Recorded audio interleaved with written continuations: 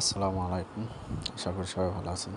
আজকে আবার নিয়ে আসলাম একটা বাটন ফোনের সিপিইউ রিবোলিং ডেড ফোন। অনেকে মনে করে বাটন ফোনের সিপিইউ রিবোলিং করে কয় টাকা বা বিল করা যায়। আসলে টাকাটা বড় কথা না।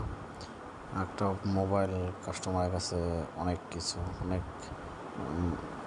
শখের একটা ফোন হয়, সেটা ছোটোই হোক বা বড়োই হোক। আসলে আমরা মেকার কাজ শিখছি কাজ করার জন্য, সেটা ছোটো ফোনই হোক আর বড়ো ফোনই হোক, কাজ করতেই হয়।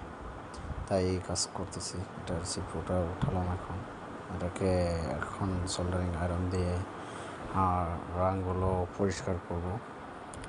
মাদারবোর্ড থেকে প্রথমে বাড়তি যে রাংগুলো আছে সেগুলো পরিষ্কার করব, তারপর আবার আইসি থেকে রাংগুলো পরিষ্কার করে নেব খুব সুন্দরভাবে সোল্ডারিং আয়রন দিয়ে। তারপর এটাকে আবার রিবোলিং করব। রিবোলিং মাস্টার প্লেট দিয়ে করবো আমি। মাস্টার প্লেট দিয়ে সুন্দরভাবে রিবোলিং পেস্ট দিয়ে সুন্দরভাবে আলতো করে ঘষে নেব, যেন প্রত্যেকটা বলের ভিতরে পেস্ট যায়। তারপর টুইজার দিয়ে ধরে হটগান দিয়ে হালকা করে হিট দেবো, যেন বলগুলো সুন্দরভাবে আইসিতে হয়। আসলে হটগানের হিটটা অনেকে জিজ্ঞেস করে কীভাবে কত রাখতে হয়। আসলে এটা আপনার হটগান, এক একজনের হটগান এক এক রকমের হিটে কাজ করে। তো আমি তো অনেক পুরানো হটগান দিয়ে ইউজ করি, এটা আমার আসলে মাপ হয়ে গেছে কতটুকু হিট দিলে এটা হয় বল।